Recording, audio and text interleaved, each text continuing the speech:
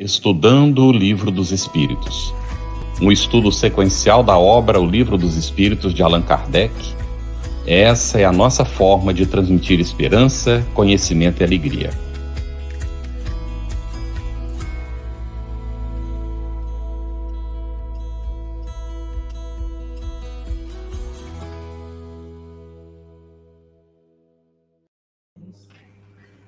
Boas-vindas a você que acompanha o nosso Estudando o Livro dos Espíritos, a nossa saudação fraterna, a querida Cris, a satisfação de estarmos juntos aqui no trabalho, e também nós saudamos a nossa intérprete para Libras, Verônica Lima, do Rio de Janeiro, coordenadora de estudos da doutrina espírita pela Concebe, para grupos de surdos e ouvintes bilíngues, língua portuguesa, escrita e Libras.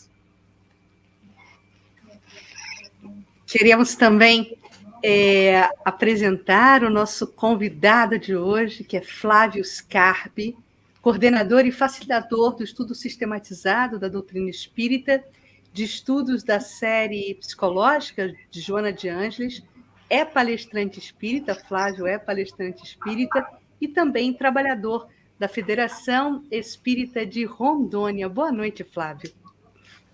Uma boa noite a todos, uma grande alegria estar aqui com vocês.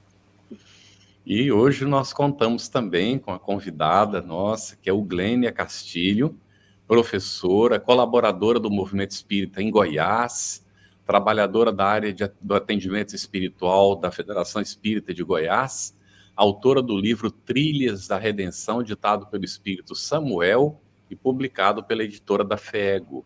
Muito bem-vindo, Glênia, satisfação imensa. Alegria toda minha também, Carlos. Boa noite a todos vocês, boa noite, pessoal de casa. Estou muito feliz por estar aqui falando sobre essa obra monumental que descortinou para nós um mundo novo, um mundo com uma fé raciocinada. Essa obra ela mudou a minha vida e eu sou muito grata por estar aqui. Muito bem, o Glênia, falando em gratidão, né? Ontem tivemos a efeméride do aniversário do nosso codificador, sim, Allan Kardec, né? Isso. E quero aproveitar aqui já um comentário no chat, viu, Carlos? Viviane Franco, eu acho que é um comentário que cabe aqui nessa abertura.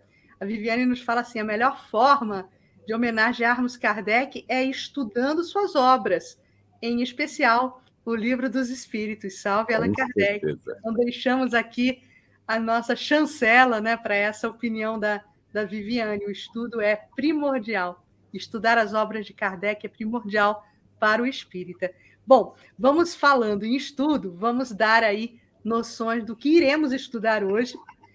Falaremos sobre Anjos e Demônios, Livro dos Espíritos, perguntas 128 a 131. E a gente começa já lançando a primeira pergunta para o Flávio. Na questão 128, Flávio, os seres a que chamamos anjos, arcanjos, serafins, formam uma categoria especial de natureza diferente da dos outros espíritos? Então, para responder essa pergunta, nós primeiro demos uma olhadinha lá na obra O Céu e o Inferno, também no livro 1, capítulo 8, onde Allan Kardec ele faz um estudo um pouco mais aprofundado a respeito dos anjos e dos demônios, fazendo uma revisão do que são essas criaturas, né? À luz da religião, de algumas doutrinas, né? E assim, então ele nos coloca ali que para a tradição da igreja, os anjos, eles seriam espíritos criados perfeitos desde toda a eternidade, né? Que não teriam passado ali pela escala evolutiva que nós estudamos, ali acabamos de estudar, né, quando a gente viu as diferentes classes dos espíritos. Eles, então, os anjos, de acordo com a doutrina da igreja, não teriam passado por essa escala evolutiva, eles já teriam sido criados perfeitos.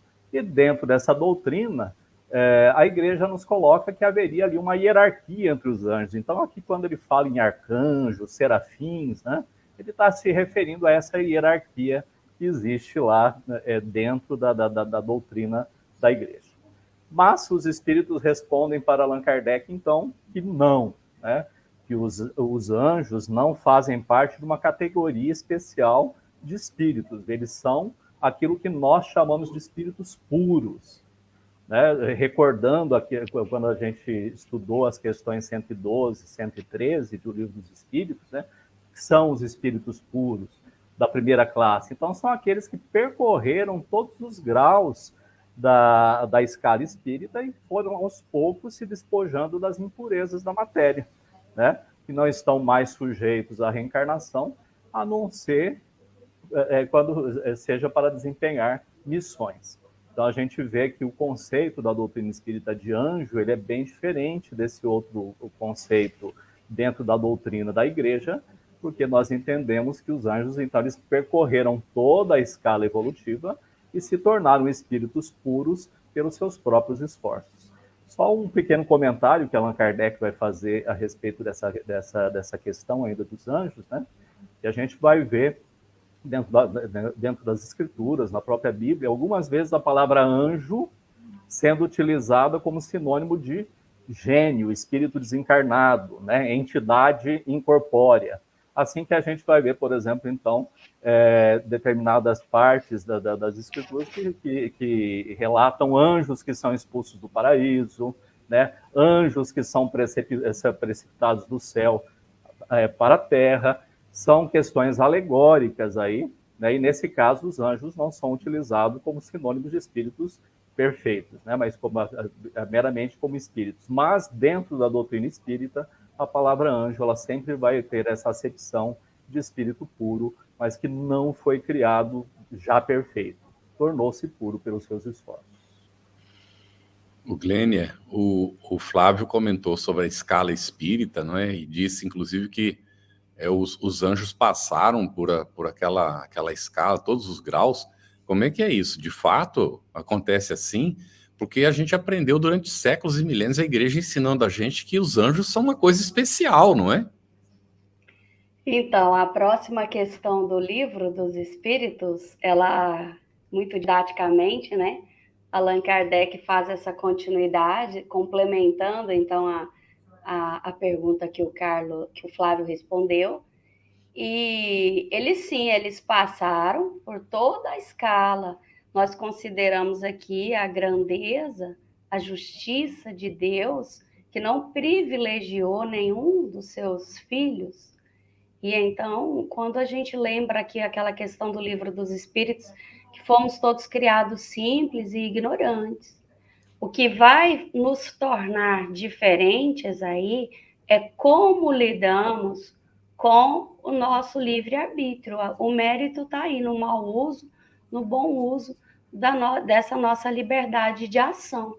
Alguns fazem bom uso, não murmuram diante das suas provas, das suas missões, que por vezes são espinhosas, e de acordo com os parâmetros aqui da Terra, se formos olhar variados momentos aí da nossa trajetória evolutiva, seria assim, situações muito desconfortáveis que nos trariam sofrimento intenso. Mas quando olhamos essa trajetória de um ponto de vista mais alto, né, nos aproximamos um pouco desses seres mais espiritualizados e então avançamos na senda do progresso sem grandes entraves, né? Então, o que vai determinar o tempo que nós levamos para chegar a essa perfeição relativa aí que nós podemos atingir é o nosso livre-arbítrio, é a forma como nós nos conduzimos.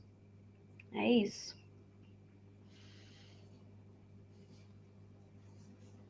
Ativando o microfone aqui.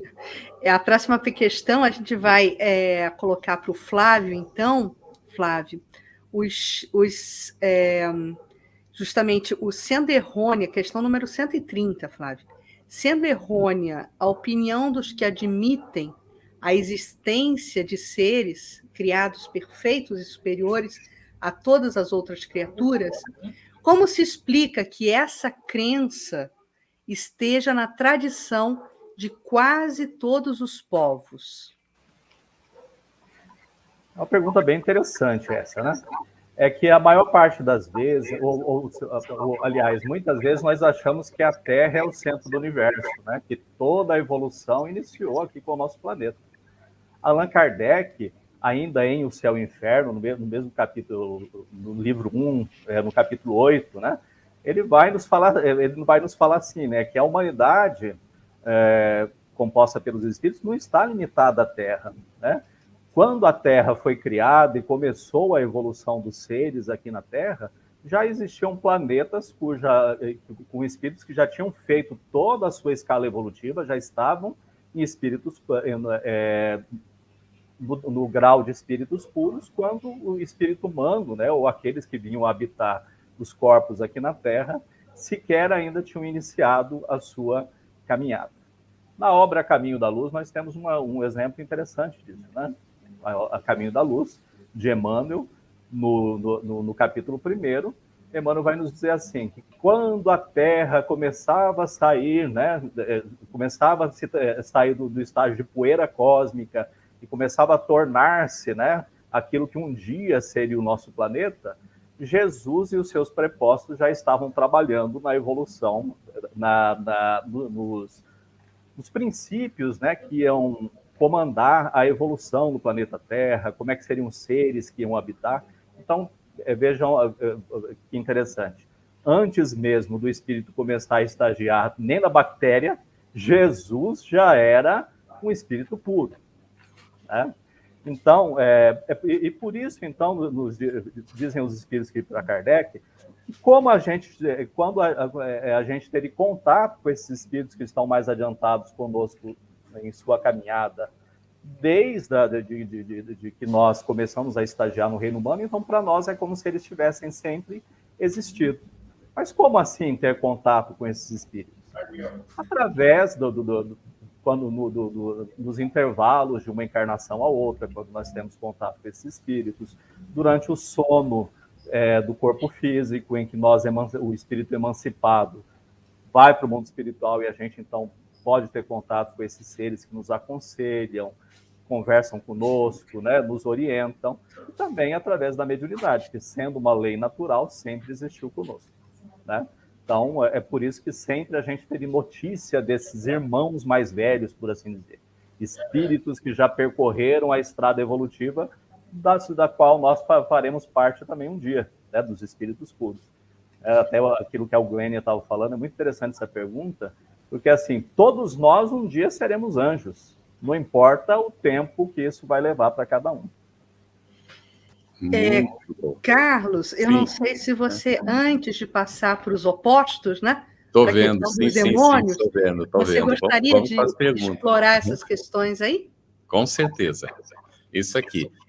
Já temos várias perguntas aqui, não é? Que estão sendo apresentadas. Você tem toda a razão, Cris. Vamos primeiro tratar, porque está relacionado com os anjos ainda, não é?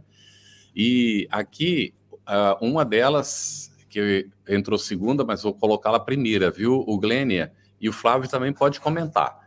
Existe diferença entre anjos, arcanjos e serafins? Qual é essa diferença? Fiquem à vontade. O Glênia quer comentar, o Flávio? Posso comentar.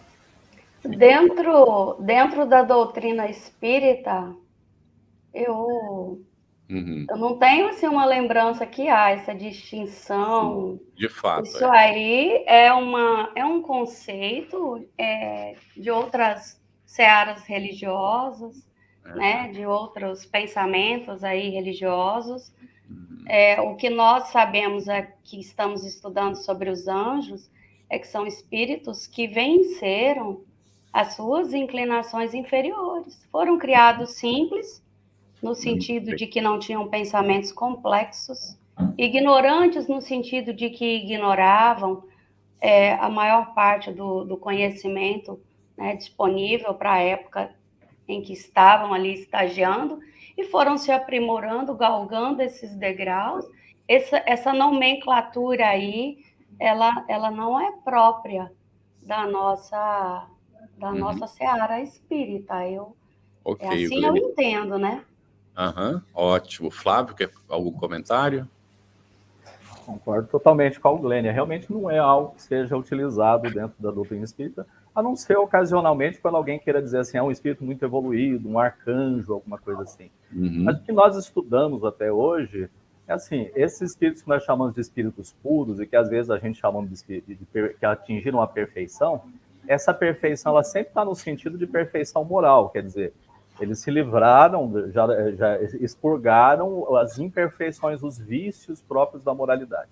Mas esses espíritos continuam tendo que aprender, continuam tendo que realizar, né? Então, anjo, uma palavra geral, espíritos puros, mas mesmo entre os espíritos puros, há muitas coisas a serem aprendidas, há sempre algo a se alcançar, que afinal a perfeição absoluta é de Deus, né? Nós jamais seremos tão perfeitos quanto Deus. Então, eu sempre, quando a gente vai conversar com os nossos estudantes do EG1, né, a gente fala assim, enquanto nós, homens, ainda estamos buscando, né, homens encarnados, estamos buscando fazer aí um planejamento para construir uma casa, né, os espíritos que já atingiram o grau de pureza, como a gente exemplificou ali Jesus, né, no Caminho da Luz, eles estão ali no seu trabalho de como construir um planeta, né, uma casa planetária, coisas sempre... bem superiores àquilo que nós temos noção aqui. Então, sempre há um horizonte a alcançar. Então, assim, no Espiritismo, a gente não tem, assim, essa questão dessa escala, arcanjo, né, serafim, que a gente considera que a evolução é infinita, mesmo estando no estado do espírito puro. Dentro da doutrina católica, não é? Eles estabelecem a diferença. O anjo seria aquele que está mais próximo dos homens, cumprindo as ordens, e inclusive uma das traduções é mensageiro, não é? Então, ele seria aquele que traz, inclusive, as ordens dos arcanjos. E os anjos normalmente obedecem aos arcanjos, que seria de uma hierarquia superior dentro do conceito católico, não é? E os serafins já seriam mais superiores ainda. Os serafins é que se relacionam diretamente com Deus. Então, os serafins é que receberiam as ordens diretas de Deus e passaria para os arcanjos, e os arcanjos é que comandariam os anjos para fazer, não é? Agora tem mais pergunta aí. Vamos atender essas, Cris, por favor. Veja aí. Sim, Carlos. E antes que eu me prepare para fazer a próxima pergunta, só criando um gancho com aquilo que nós já estudamos, né? E esse paralelismo entre o que os arcanjos, serafins e os anjos significam para a doutrina católica e para alguns entendimentos místicos religiosos também, outros, né? A gente sabe que os espíritos puros, que é o que a gente classifica, adotando a escala espírita de Kardec, os espíritos puros eles vão galgar uma determinada posição máxima em termos morais, mas a evolução sempre vai continuar em termos do campo intelectual. Então, por mais que nós não tenhamos, dentro da doutrina espírita, esse escalonamento de anjos, arcanjos e serafins, sendo estes todos puros, né, comparando com o que a gente entende, o espírito puro continua evoluindo. E poderia ter uma gradação, poderia ter uma escala, mas Kardec não o fez, colocando todos no âmbito do puro, né? Só para criar esse paralelismo aí, para ficar claro. Mas, meus amigos, diz assim, os anjos estão na mesma escala... Fernanda Lopes, desculpe. Fernanda Lopes, os anjos estão na mesma escala evolutiva que os cristos, ou eles são ainda mais evoluídos? De novo, uma questão aí de nomenclatura, né? Por favor, comentem, amigos. Eu acho que a questão ainda está no mesmo patamar da anterior, né? Seria, assim, dentro da doutrina espírita, nós não temos um escalonamento, né? E se da Igreja Católica eles colocam que os anjos que estão diretamente relacionados conosco, seriam no máximo espíritos superiores. Sim. Que seriam os nossos anjos da guarda, não é? Que o Espiritismo coloca nossos mentores espirituais, não é, Flávio ou Glênia? Não faria sentido isso? Faria muito sentido. Então, considerando que um Cristo ele tem potencialidade para arquitetar um orbe, um planeta, quando nós lemos, o Flávio muito bem mencionou aí, A Caminho da Luz, é um deslumbramento, a tarefa de Jesus em relação à Terra, então nós consideramos nessa perspectiva que os cristos podem ser aí considerados mais evoluídos, uma vez que os anjos estão aí na categoria de espíritos mais afeitos a nós, ainda distantes, né, dessa Bem, categoria. Então, tem uma outra pergunta aqui, e na verdade são duas que estão relacionadas, né, Cris? É feito pela Monalise Iatti, Cortázio. Jesus é um espírito que chegou mais depressa? Há alguma literatura da doutrina espírita que trata sobre essa questão? E aí tem uma outra relacionada. Aqui é da Cris Cunha. Jesus, sabemos ser um espírito puro. Os espíritos superiores já podem ser considerados anjos? Ainda tem uma outra relacionada. Vamos ficar com essas duas aqui, depois a gente vai para outra. Quer comentar, Flávio, primeiro agora? Uhum. A primeira foi a questão se o Jesus evoluiu mais depressa. Isso. Uhum. Ô, Flávio, tem uma aqui relacionada com ela. Olha, Sérgio Rocha, boa noite a todos. Jesus passou por toda a escala espírita ou evoluiu em linha reta?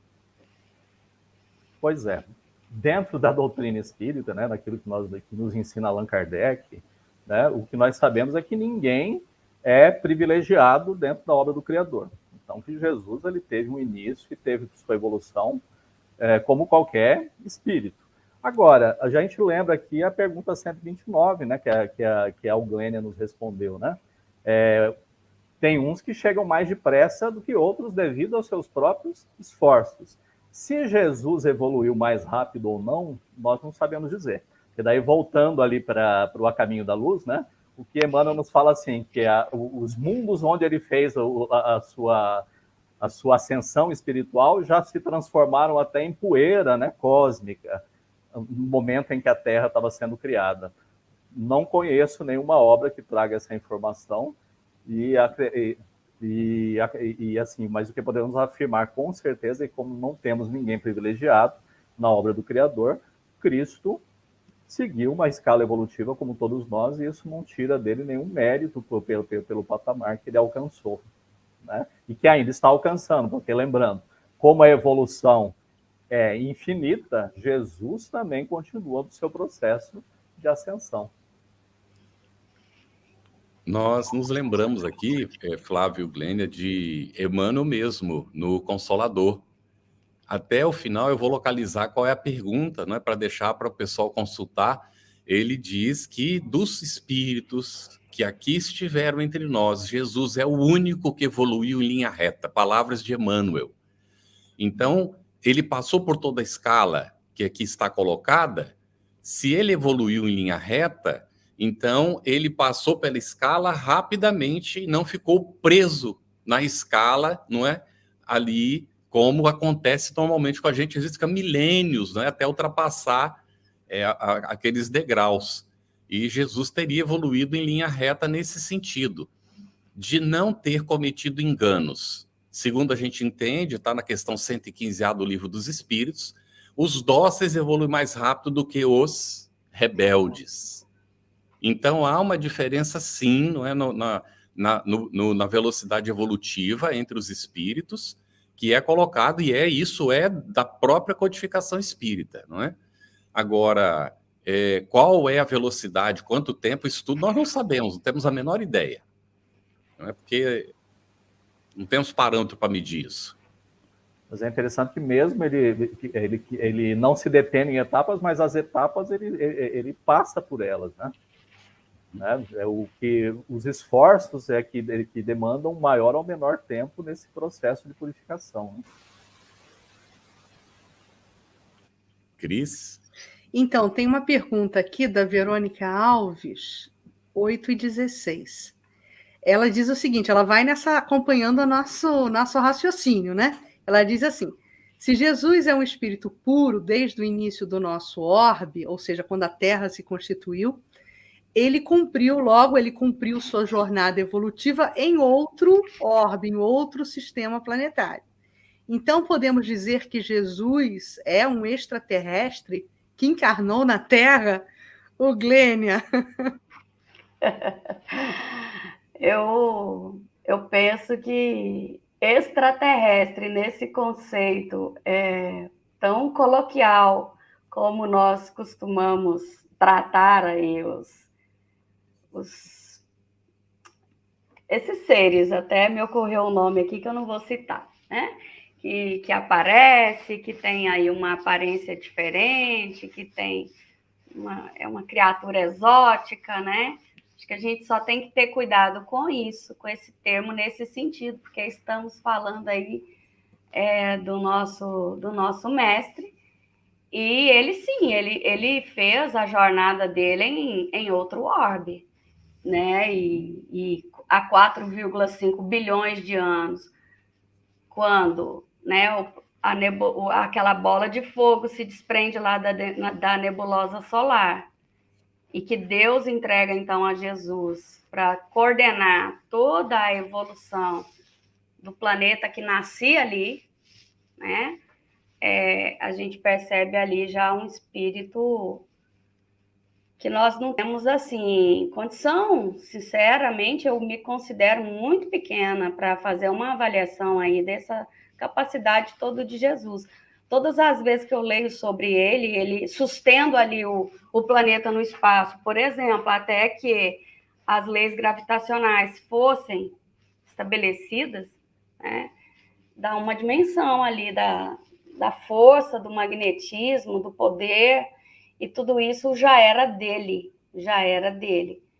Então, considero, sim, que ele é um ser que não pode ser considerado terreno, embora quando ele aqui esteve conosco, né, ele assumiu uma natureza ali, quis, né, se aproximar muito de nós, né, teve um lar, teve a sua mãe, o seu pai, uma natureza muito próxima da nossa sociedade terrena, viveu aqui, né?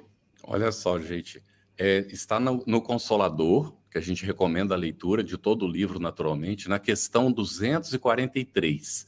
A pergunta é: todos os espíritos que passaram pela Terra tiveram as mesmas características evolutivas no que se refere ao problema da dor? E aí a resposta de Emmanuel: todas as entidades espirituais encarnadas no orbe terrestre são espíritos que se resgatam ou aprendem nas experiências humanas após as quedas do passado, com exceção de Jesus Cristo, fundamento de toda a verdade neste mundo, cuja evolução se verificou em linha reta para Deus e em cujas mãos angélicas repousa o governo espiritual do planeta desde os seus primórdios. Está, então, no Consolador, a edição da FEB, questão 243, psicografia de Francisco Cândido Xavier. E é muito interessante, não é, que ele coloca que todos os demais espíritos ligados ao planeta estamos passando pela expiação e pela prova. Era a condição do planeta, inclusive no momento em que Emmanuel respondia. Hoje o planeta adentra o período da regeneração, mas ainda com características, não é, naturais de expiação e prova, porque a transição ela não é repentina. Mas aí deixou bem claro, Jesus, segundo Emmanuel, ele evoluiu realmente em linha reta, ele não passou pelas necessidades expiatórias que nós estamos passando. Tá bem? São palavras de Emmanuel e não interpretação pessoal, tá bem, gente? Ele naturalmente tem que ter compulsado os compêndios espirituais para chegar a essa conclusão, não é? Com muito cuidado e atenção, porque Emmanuel é para nós hoje um dos maiores analistas do Evangelho de Jesus, nessa obra monumental que a gente também recomenda a leitura de você que está em casa acompanhando, que se chama O Evangelho por Emmanuel. São 7 volumes, publicados pela FEB, e foi recopilado por Saulo Silva e uma equipe grande de trabalhadores, e que coloca essa obra monumental de Emmanuel nos comentários. E aproveitamos para lhe informar, se você não sabe ainda, que o livro Pão Nosso foi traduzido para o inglês, Our Daily Bread, e foi submetido a analistas de várias religiões, não tinha nenhum espírita lá, que examinam quais são os textos, os livros, que melhor contribuem para o entendimento da mensagem do Evangelho de Jesus. E ganhou o prêmio de bronze, a medalha de bronze. A de ouro, naturalmente, ganhou um livro do Papa, que tinha sido lançado naquele ano, né? Lógico. Então, aí a gente vê que foram pessoas não espíritas que reconheceram, e lá estava escrito que era o Espírito Emmanuel pela psicografia de Francisco Cândido Xavier, sem ter escondido nada. Então, o livro recebeu o prêmio, e lógico que isso é um prêmio para toda a obra de Emmanuel, né? Porque se Pão Nosso colabora, todas as outras obras que Emmanuel comenta o Evangelho, ela contribui para o entendimento da mensagem do Cristo. Excelente. Ô, Cris, eu estou meio desorientado, acho que a gente está na 131, correto? É isso aí. Bem, então, a gente volta aqui para as perguntas, né, Cris? Daqui a pouquinho. Isso. Vamos agora para o contrário, viu, Glênia? Que a Cris disse assim, vamos segurar o contrário, porque tem muito aqui ainda sobre os anjos. O contrário é 131. Há demônios no sentido que se dá esta palavra? Então, quando consideramos aí demônio e anjos, como o Flávio já falou, né, eles, na acepção da palavra de um modo genérico, são seres incorpóreos, nem tão maus, nem tão bons assim. Mas quando consideramos a acepção que normalmente damos, que é um ser maléfico, né, é um ser que foi criado desta forma, né? Então, não há demônios, né? Desse modo, porque como que nós podemos considerar, né, que Deus, isso aí são palavras dos benfeitores espirituais aqui na resposta da pergunta 131, que Deus seria justo e bom, é um dos atributos da divindade, né? E tivesse criado seres destinados eternamente ao mal. E, obviamente, a permanecer eternamente infelizes, né? Então, eles mencionam aqui que se há demônios, né, eles estão dentro de nós, eles citam aqui homens hipócritas, que fazem de um Deus justo, um Deus mau e vingativo, que julgam agradá-lo por meio das abominações que praticam em seu nome. Então, quando leio essa questão, eu fiquei pensando na nossa necessidade de colocar fora de nós aquilo que está dentro e que não nos agrada, por um desconforto, por um mecanismo aí de defesa do nosso ego, de dizer, não sou eu. Então, é alguém que está fora. E se eu estou, obviamente, contrariando as leis divinas, estou aí praticando crimes inomináveis, eu prefiro dizer que eu estou sendo conduzida ali por um demônio. E eu acho que seria muito tranquilo, confortável assim, emocionalmente, se a gente resumisse nessa simplicidade, de que o anjo é um ser bem fofinho, de asa aqui, e o demônio, alguém de chifres, né, de cauda que fica aqui. Então, eu tenho aqui essas criaturas me influenciando, e eu vou, então, ouvir um, ouvir outro. É um conforto. Eu tiro a responsabilidade individual, e a doutrina nos devolve essa responsabilidade. Né? Então, o demônio, na acepção da palavra, ele não existe. Deus é soberanamente bom e justo. O apóstolo João, o evangelista, ele define Deus segundo o Vinícius, né, lá naquela obra maravilhosa lá em torno do mestre, ele diz, João define Deus como indefinível. Quando ele diz que Deus é amor.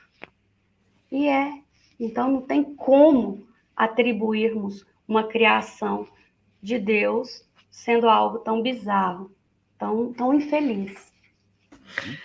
O Glenn, enquanto você falava, e você trouxe a figuração do diabinho de um lado e do anjinho do outro, eu automaticamente me remeti aos filmes de Walt Disney. E é tão imaturo, né? É tão infantil pensarmos dessa forma, né? Não por acaso o gênio aí do entretenimento usou esse tipo de simbolismo, né? Que é um simbolismo típico para crianças, né? Que Exatamente. Não sejamos crianças no entendimento, nesse entendimento, né? Mas, meus amigos, Flávio, sigamos aqui na análise desses demônios, né? Essa ideia de seres devotados eternamente para o mal é uma ideia lógica, Flávio? O Glênia já falou tão bem a respeito disso, né? Nos resta, assim, pouco acrescentar. Quando a gente estuda ali os atributos de Deus, né? Nas questões 10 a 13, que nós já estudamos, né? A gente vê ali que um dos atributos é que Deus é soberanamente justo e bom, né? Se não é lógico a gente pensar que existem anjos que foram criados perfeitos, não é, muito menos lógico ainda seria imaginar que Deus criou uma criatura que seja má desde o seu início, sendo que ele é totalmente bom, né? E que jamais vai sair daquela condição, vai continuar sofrendo, vai continuar praticando mal para sempre. Então, não é lógico, né, esse tipo de pensamento. Então, o Espiritismo ele não considera isso como essa concepção dos demônios como sendo uma questão lógica. Ela vai contra os próprios atributos da divindade. Muito bem. Aí a gente vê como ao longo do tempo a gente cultiva essas ideias, não é? E achei muito interessante realmente o que o Glênia colocou, para eludir a nossa responsabilidade, para fugir da responsabilidade, não é, Flávio? E é muito tranquilo, né? A gente chegou, é o demônio que me inspirou, eu fiz porque o demônio me influenciou. Aí por que não atendeu ao anjo então? Pois é, mas né, você vê essa situação, né? Aí depois também, você cometeu engano, vai lá, se confessa e o pastor ou o padre vai resolver diante de Deus. Eu já não tenho mais nada a ver com isso. É tão cômodo, não é? Realmente, o Espiritismo vem nos chamar a atenção para a necessidade de assumir a nossa responsabilidade diante de Deus. E é tão incrível, né? Sim, pode falar, Glênia. Eu gostaria só de complementar que aqui, quando o Kardec coloca que seres, né? Que seres que são esses homens, né? Quando os espíritos, os benfeitores colocam, são esses homens hipócritas que fazem de um Deus justo um Deus mau e vingativo, e que julgam agradá-lo por essas abominações. Então, durante muito tempo, e ainda hoje existe essa divulgação desse poder demoníaco como eu creio, né? Podem discordar à vontade, mas é uma intenção de controle de mentes, não é? E nós, né, oriundos de outras searas religiosas, nas nossas muitas trajetórias de reencarnação, trazemos muitas vezes esses impulsos de ainda nos deixar dominar por isso, de crer que existe um poder maior ou igual a Deus e de temer. Mas, assim, sempre falo nos cursos, né, e sempre, porque é uma verdade, assim, que fala alto para mim, o medo, ele não tem nos conduzido de uma forma satisfatória. Se fosse, a gente estaria muito melhor. O que move o mundo chama-se amor. Por isso, quando Jesus veio à Terra falar, né, quando foi falar de amor, veio o próprio, veio Jesus. Ele não mandou um recado. Então, nós precisamos estar muito atentos a isso. Só um comentário, Cris, rapidinho. Já te passo, Cris. Pode deixar claro, né? Às vezes nós temos companheiros simpatizantes do Espiritismo, estão nos acompanhando, e nós, espíritas, somos reencarnacionistas. Então, nós não atribuímos a responsabilidade do que aconteceu no passado a outros. Quando a gente fala das responsabilidades da igreja no passado e as responsabilidades das religiões, são responsabilidade nossa. Nossa! Porque nós estivemos lá, não é, Glênia? Nós Sim. estivemos lá, nós estivemos fazendo tudo que hoje existe, então não apontamos o dedo para ninguém. Quando a gente aponta o dedo é para nós mesmos, reconhecendo que nós nos enganamos, que nós nos afastamos da proposta de Jesus. E que ele não veio trazer de forma nenhuma essa ideia infeliz de Deus criando, não é? Segundo a concepção, inclusive o demônio teria sido Lúcifer. Não um é? anjo decaído. Um anjo decaído. E Lúcifer é o iluminado, não é? Brilhante ser, e que de repente se torna um ser das trevas. Realmente é uma coisa bem complexa e que a gente entendeu mal lá atrás. Naturalmente, não é? Não compreendemos bem, está em tempo de reparar e chegará o dia em que isso ficará na nossa história, não faz nenhum problema, nós superaremos os nossos próprios enganos. Cris, por favor, você ia colocando. Não, exatamente, eu queria só pensar aqui uma colaboração que a gente está recebendo da Mansão do Caminho, né, dos que acompanham pela Mansão do Caminho, diz assim, por que os espíritas não acreditam em demônios? A pessoa faz essa pergunta, né? Os demônios são, para mim, espíritos do mal que nos atormentam. Sim, e a gente não está dizendo ao contrário. Só que o que nós estamos sublinhando aqui é que nós não podemos nos imiscuir da responsabilidade, né? Nós temos uma palavra, Flávio talvez possa comentar isso, dentro da doutrina espírita, que são os espíritos obsessores, mas que não foram originalmente criados no mal e vão se perpetuar no mal. E, na verdade, eu até implico um pouco com essa palavra, tá, Carlos? Eu vou até confessar aqui, porque eu acho que não são espíritos obsessores. A palavra correta seria espíritos assessores, porque a sintonia mental ela se estabelece.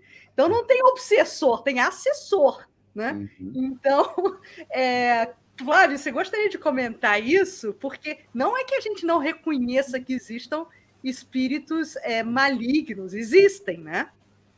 Mas eles são nós mesmos, né, Flávio, por favor? Existem, mas assim, não são eternamente maus, não foram criados maus, nem serão maus para sempre. Irão se transformar, assim como nós, nos analisando, a gente percebe que nós temos muitas imperfeições. Se olharmos para o passado, vamos ver que tínhamos mais do que hoje, né? Estamos em constante transformação.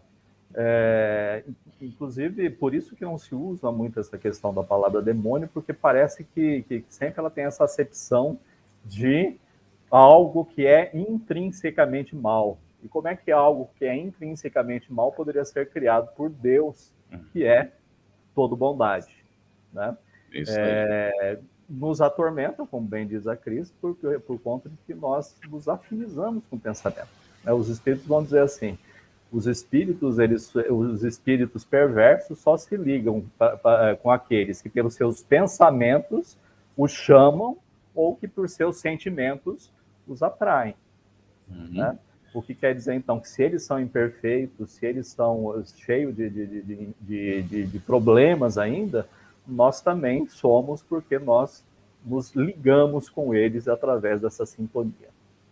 Muito bem. Só aqui para ficar bem objetivo para a nossa irmã que fez a pergunta, nós espíritas temos a convicção de que não existe o demônio, mas existem espíritos equivocados. Aqueles homens maus que desencarnam aqui, que estiveram aqui na Terra fazendo mal para os outros, quando desencarna, quer dizer, morre o corpo, vai para o mundo espiritual e fica atormentando os outros do outro lado, até despertar. Então, lógico que existem os espíritos atormentadores, mas não são demônios, como o Flávio falou, como o Glenner já deixou claro, são irmãos nossos, e a gente mesmo, se a gente não se vigia, não é? Quanto a gente não sabe no passado o que nós fizemos. Essas paixões que a gente tem às vezes, não é? Uns pelos outros, os ciúmes, essas coisas todas, quando a gente chega do outro lado, continua do mesmo jeito. E aí, se a gente não está equilibrado, vai ser atraído pela pessoa que ficou, a gente vai sintonizar com ela e um fica perturbando o outro. Então, a importância do amor, como já foi destacado, não é? E o Glênia, Kardec, ele faz um comentário.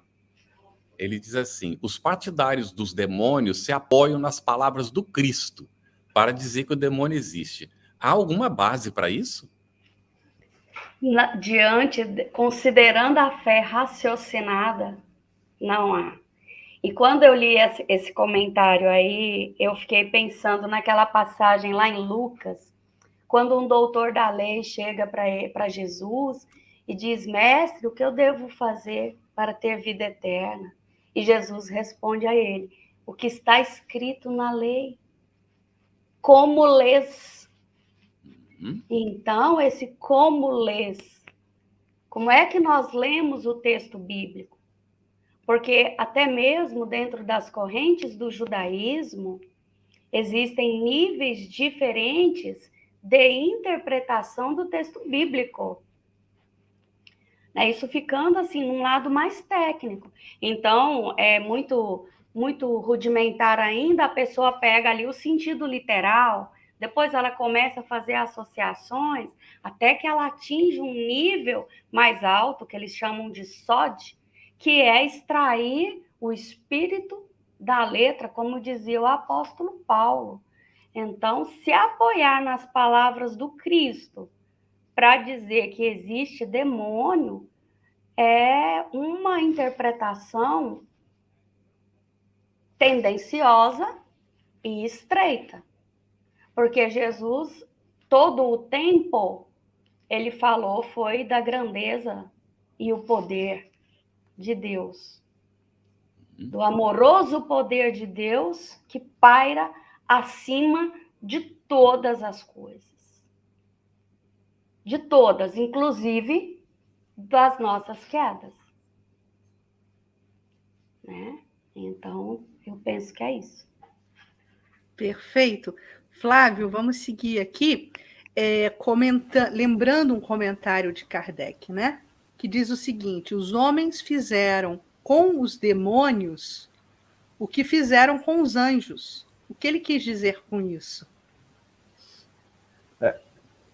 Kardec, então, ele vai dizer assim, que assim como nós acreditamos na existência de espíritos que sempre foram perfeitos, né, e por isso criamos a concepção dos anjos, também, por imaturidade psicológica, por questão de crenças ainda pouco ainda, muito destituídos de lógica, mas que eram aquilo que a gente poderia ter num determinado momento, assim como a gente acreditou que existiam espíritos sempre perfeitos, acreditamos que existiam espíritos também que foram criados eternamente, voltados para o mal, né?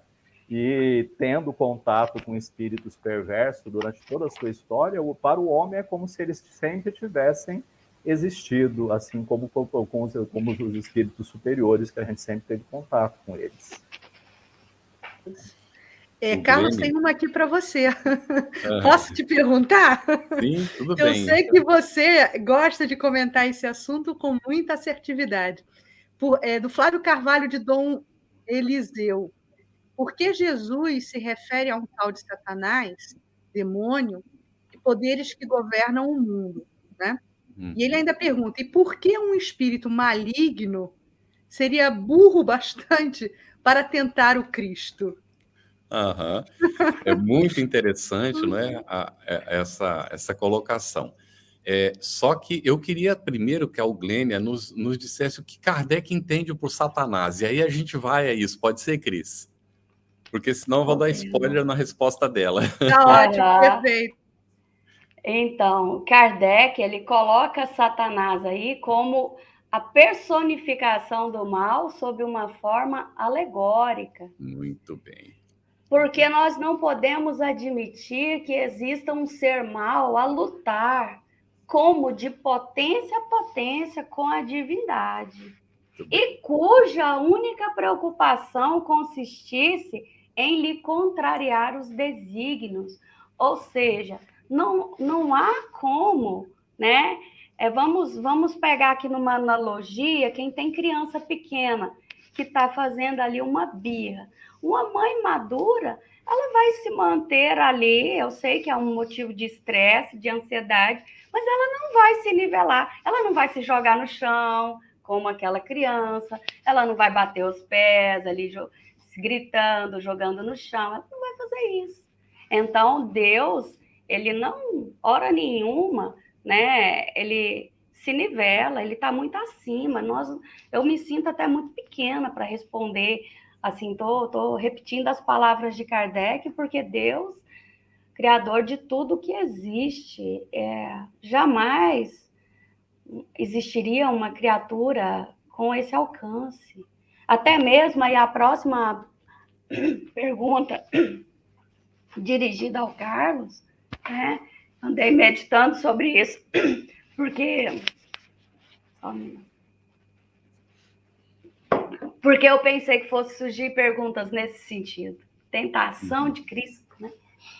Até mesmo nesse sentido aí é difícil imaginar que haja tido tentação. Porque a tentação, ela existe se você tiver o desejo. Né? Concupiscência. Não é? Mostra ali para um cavalo ali sei lá, uma nota de um maço de dólares ali. Para ele, aquilo ali não tem nada a ver com ele. Mostra um balde de milho. E assim somos nós. Então, Jesus também pairava muito acima disso. Aquele período que ele vivenciou, né? A gente considera ali como um período pedagógico, eu acho, sabe? Se o Carlos tiver outra concepção, fica à vontade, tem uma Carlos. interpretação muito interessante que a Cris Mas já ouviu. Eu provoquei ele, porque eu sei que ele fala muito bem disso. Então, vamos o que acontece, gente? Vamos lá. A gente, sendo espírita, a gente já viu aqui que Jesus, quando esteve entre nós, espírito puríssimo, não tinha em que ser tentado. Não havia em que o demônio suposto tentá-lo. Então, nós precisamos entender os significados das palavras que são símbolos. Então, o que acontece? Jesus, vejam bem, o assunto da tentação de Jesus no deserto está em Mateus 4 e Lucas 4. E logo em seguida eles colocam o Sermão da Montanha. Então vejam lá se não tem lógica o que a gente vai colocar. Não houve nunca a tentação de Jesus daquele jeito como foi colocado, como um fato, mas foi uma parábola que ele narrou para os discípulos, evidenciando o processo evolutivo pelo qual ele tinha passado e todos nós passamos. Então, criados simples e ignorantes, nós vamos passar por um período de 40 dias e 40 noites no deserto. O que é o deserto? O desafio. O deserto é a prova. Não é? Porque o deserto representa isso, desafio para a sobrevivência, essa coisa toda. Então, ele é conduzido pelo Espírito. Então, Jesus é conduzido pelo Espírito divino, pelo próprio Pai, ao deserto onde ele vai passar pelas provas. E Kardec coloca isso de maneira muito simples. O Espírito é criado simples, ignorante, é submetido a provas pelas quais ele vai, então, se desenvolver. Então, passa 40 dias e 40 noites, que é um período indefinido de tempo.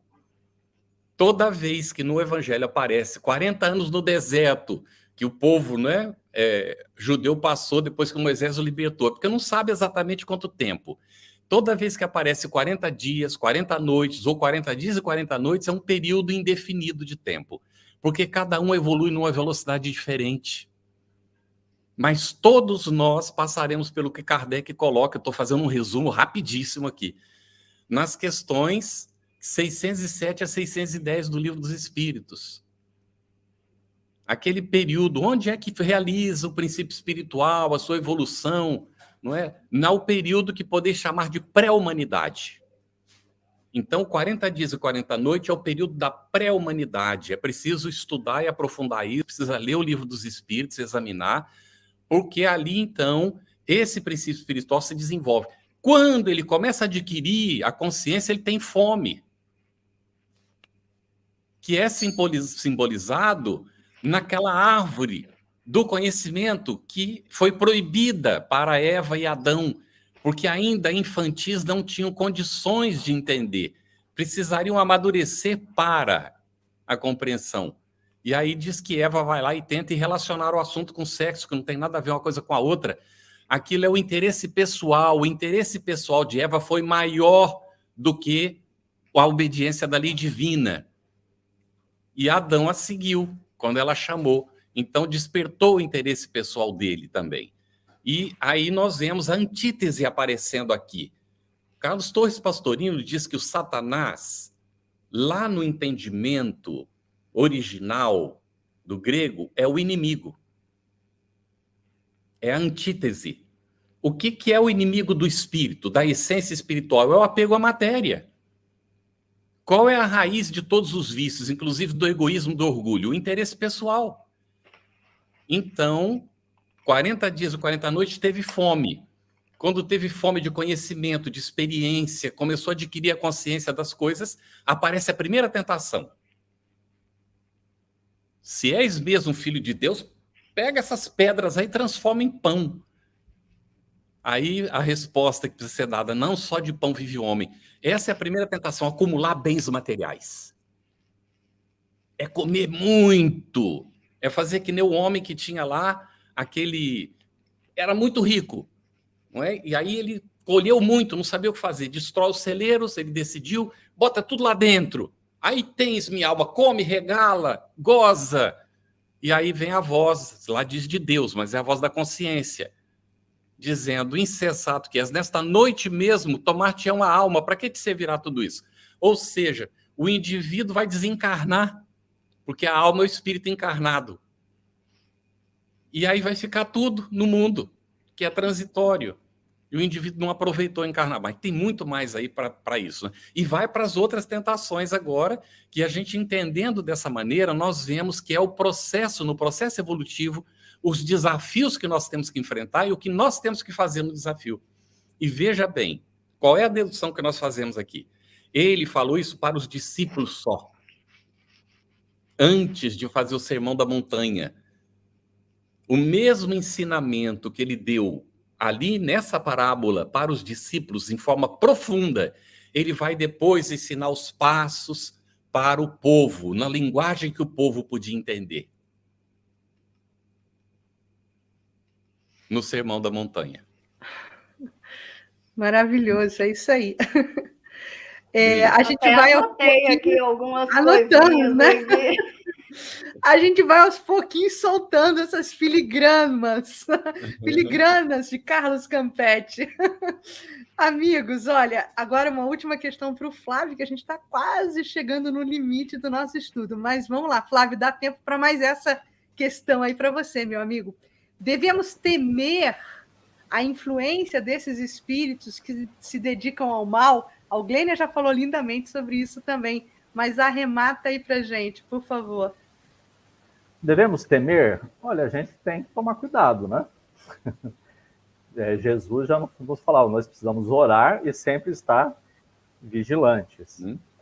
Mas sobretudo, a gente tem sempre que estar olhando para dentro de nós mesmos, porque já que esses espíritos eles são atraídos pelos nossos pensamentos, pelos nossos sentimentos, aquilo que nós desejamos, então nós precisamos, sobretudo, temer o mal que existe em nós. Né? Por isso é necessário que a gente se dedique a descobrir quais são as nossas imperfeições para que a gente comece a trabalhá-las, né? Porque à medida que nós fomos nos desligando dessas imperfeições, mudando os nossos maus sentimentos, os espíritos deixam de ter acesso aos nossos pensamentos, aos nossos sentimentos, né? Os espíritos vão dizer para Kardec, na pergunta 466, que os espíritos imperfeitos muitas vezes são os instrumentos próprios para pôr à prova a nossa constância na prática do bem. Isso né? aí. Então, eles acabam nos auxiliando com a influência que exercem sobre nós, para que a gente se torne mais firme na prática do bem. São instrumentos da nossa própria evolução. Aliás, não é só... porque fala, eles são, parece que a gente não está nessa classe de espírito. Né? E muitas vezes nós também, com as nossas imperfeições, também fazemos o trabalho de auxiliar o outro na sua constância de praticar o bem. Interessante. Cris, antes de você conduzir para o fechamento, eu queria só fazer um repasso rapidinho, umas perguntinhas aqui. Aí, se for preciso, Glênia e Flávio, rapidamente podem comentar. Existe diferença entre mentor espiritual e anjo da guarda? Podemos ter mais de um mentor espiritual? Então, aqui, olha, nós vamos examinar isso mais à frente no Livro dos Espíritos, mas uma rápida resposta. Nós podemos entender, sim, que o mentor espiritual é o mesmo anjo da guarda que a igreja fala, não é? E nós podemos ter mais de um mentor. Nós temos, segundo Kardec, espíritos familiares que nos secundam, mas o nosso mentor espiritual é um só. Mas nós temos vários espíritos que colaboram conosco, espíritos familiares, espíritos afins. Aí a outra, se os anjos estão próximos de nós, seriam nossos espíritos protetores? Já está respondido, não é? Anteriormente. Aqui, da Mansão do Caminho também veio. Anjos seriam espíritos superiores e querubins, espíritos puros? Na correlação, pode-se falar dessa maneira. Não é? Porque, conforme foi colocado, os anjos estão próximos de nós. São aqueles que estão nos assessorando mais diretamente. E os querubins seriam os espíritos mais puros que têm relação direta com Deus, dentro da linguagem católica, não é? Então, vamos ver. Bom, aqui está perguntando para a gente confirmar o horário do estudo que nós vamos fazer na quinta-feira. Será 21h30, o estudo do Evangelho segundo o Espiritismo. Então, 21h30, porque nós observamos que tem muita atividade na quinta-feira às 20 horas. Então, para que as pessoas tenham chance de acompanhar e não só pela gravação, nós estamos colocando nesse horário, esperamos contar com a sua participação também nesse estudo, está bem? Aqui nós temos do Amaral. Você fala essa daí, Cris? Só para né, já está respondida praticamente também. Quando ele se refere sobre os anjos da guarda, é isso? Isso, protetores. Então, isso. Chamamos nossos espíritos protetores de anjos da guarda. Sendo assim, são tais espíritos protetores da primeira ordem, espíritos puros, ou podem ser da segunda ordem. Podem, os nossos espíritos protetores, eles estão certamente em nível espiritual acima de nós para poderem prestar suporte, mas não necessariamente que eles sejam só e somente espíritos puros da primeira ordem, né? Podem ser de várias ordens, contanto que tenham condição de nos apoiar e de nos darem suporte, prestarem suporte. Precisam ser mais evoluídos do que nós, né? Para poder nos ajudar e conduzir. Não precisam ser puros, né? Mas não tem que ser pouco superior a gente. Isso mesmo. E tem uma outra questão aqui, Carlos, que eu agora não estou conseguindo localizar, mas acho importante falar isso. A pessoa comenta que de outras doutrinas não, de outras iniciações religiosas, existe muito a estigmatização de espíritos ligados às raízes africanas. E a pessoa nos pergunta se o espiritismo também tem essa tendência de entender esses espíritos ligados a matrizes africanas como espíritos maus. Não. E aí a gente precisa veemente dizer que não. Né? Nós, espíritas, entendemos que o espírito ele tanto pode se inclinar para o bem ou para o mal, de acordo com o seu próprio arbítrio, mas nada fica pré-determinado a partir da matriz, né? Porque um espírito de matriz africana, só por isso ele é inclinado ao mal, não tem absolutamente nada a ver isso, e nós não também temos assim, de forma nenhuma. E só para dar uma última explicação, Maurício Raposo de Souza faz esse comentário, que é justamente o comentário que Kardec também faz na última questão estudada hoje, né? 131. O demônio pode ser uma criação da falta de interpretação do termo grego daimon, que significa seres incorpóreos? Sim, isso está justamente no comentário da questão 131, né, dizendo que esse termo migrou, né, da palavra grega daimon, de onde ele derivou, significa gênio, inteligência, e que se aplicava aos seres incorpóreos, ou seja, aos espíritos, bons ou maus, indistintamente, segundo o nosso querido codificador. E, Cris, eu queria só fazer essa última para o Flávio aqui. Flávio, Ancarli Oliveira. Ela pergunta: qual o significado de anjos decaídos na linguagem espírita? E aí a gente fecha o assunto. Se o Glênia quiser comentar também, pode falar. Nós temos que recorrer aí a alguns ensinamentos que nós temos lá na Gênesis de Kardec, né, e no próprio Caminho da Luz, né? Muitas vezes nós interpretamos isso como uma metáfora para espíritos que tinham grande evolução intelectual, né, que viviam em mundos que passavam por processos de purificação, como acontece na Terra hoje, e por estarem atrasados em relação à evolução daquele mundo, são retirados desses planetas para reencarnar em planetas inferiores, como aconteceu com a Terra no exílio dos espíritos de Capela, né, que é narrado tanto por Kardec quanto no Caminho da Luz. Então, seriam anjos decaídos nesse sentido, né? Então, espíritos que teriam uma grande evolução intelectual, mas pouca evolução moral ainda. Né? Daí está naquela acepção de anjo lá que Kardec faz menção, que não é anjo no sentido de espírito puro, mas anjo no sentido de entidade espiritual. Uhum. Muito bem. A Grace Lene coloca uma pergunta de última hora aqui. Então, anjo da guarda não é a mesma coisa que mentor espiritual? Sim, pode ser. São nomes diferentes que a gente dá para a mesma coisa, não é? Então, não são propriamente santos. Não há santos na doutrina espírita mesmo, viu, Mário? Nós somos todos espíritos em evolução. Então, nós desencarnamos, temos um carinho profundo por alguém. Se já conquistamos uma certa evolução, a gente vai querer apoiar essa criatura que vai reencarnar. Então, a gente se torna, naquele período, o anjo da guarda, não é? Se a gente tem um pouquinho mais de evolução, todos nós faremos isso. Então, não é uma coisa privilegiada de alguns, não é? É um trabalho para todos nós ao longo do tempo. Mas permaneçam conosco. Nós vamos divulgar, sim, o link para o Estudando o Evangelho segundo o Espiritismo. Aguardem. Ainda durante esses, né, amanhã a gente já começa a divulgação, vocês receberão lá no mesmo grupo do Telegram, se estiver funcionando direitinho, né, o Telegram, porque hoje nós tivemos um probleminha, mas esperamos que se resolva logo, mas a gente vai divulgar da melhor maneira possível o link também para acompanhar o Estudando o Evangelho segundo o Espiritismo. Vamos fechar então, Cris? Vamos sim, eu estou rindo aqui com WhatsApp, sem WhatsApp, com Telegram, sem Telegram, e alguma plataforma de comunicação, a gente vai manter a nossa proposta de integração, haja o que houver. Vamos sim, meus amigos, e aí já nos preparamos para o nosso próximo encontro, quando estudaremos o capítulo 2 da Encarnação dos Espíritos, o capítulo 2 do Livro dos Espíritos, que vai tratar sobre o objetivo da encarnação nas perguntas 132 a 133, e também falaremos da alma, abordando as questões 134 a 136b.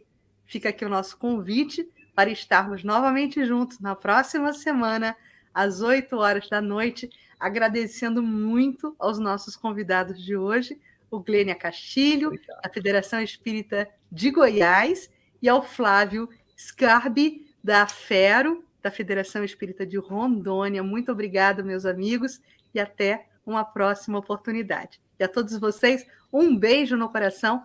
Carlos, um grande beijo. Verônica, muito obrigada. Foi ali lutadora hoje sozinha, fazendo a transmissão da tradução de livros, melhor dizendo. Até a semana que vem, meus amigos. Um beijo. Estudando o Livro dos Espíritos. Um estudo sequencial da obra O Livro dos Espíritos de Allan Kardec. Essa é a nossa forma de transmitir esperança, conhecimento e alegria.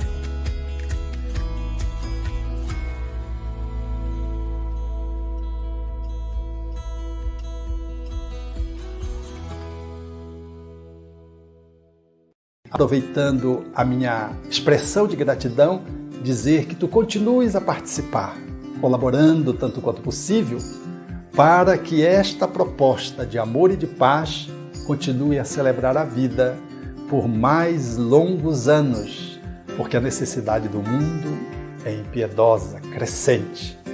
E nós não podemos, que vivemos o bem, ficarmos ociosos, parados e contemplando, achando que Deus vai fazer aquilo que nós precisamos fazer.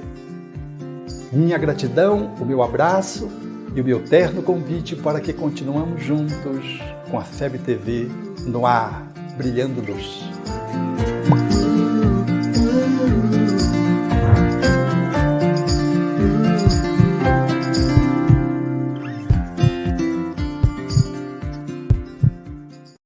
A Federação Espírita Brasileira lança o portal FEB Podcast, com conteúdos em áudio que objetivam esclarecer e consolar corações para uma postura de vida com fé, harmonia e esperança.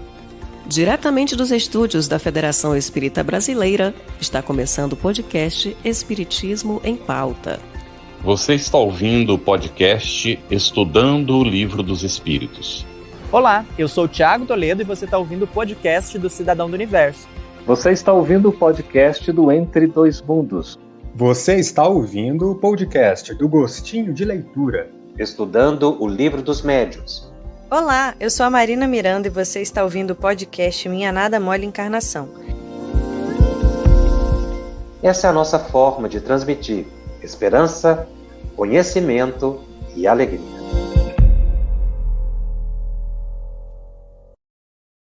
Conheça a Federação Espírita Brasileira, que busca mostrar quem ela é. O trabalho realizado por meio desta instituição centenária, trazendo você para dentro da nossa casa. Como surgiu a Federação Espírita Brasileira? De Augusto Elias, o seu fundador, aos dias de hoje, o que ocorreu? Quem foram e quem são os vultos que fizeram e fazem parte desta história? Qual a relação de nomes como Chico Xavier, Bezerra de Menezes, Ivone Pereira com esta instituição? Qual a sua missão? Como ela atua na formação do homem de bem? Apresentaremos a Federação Espírita Brasileira em formato dinâmico com vídeos, depoimentos, postagens históricas, áudios. Conheça e faça parte desta família.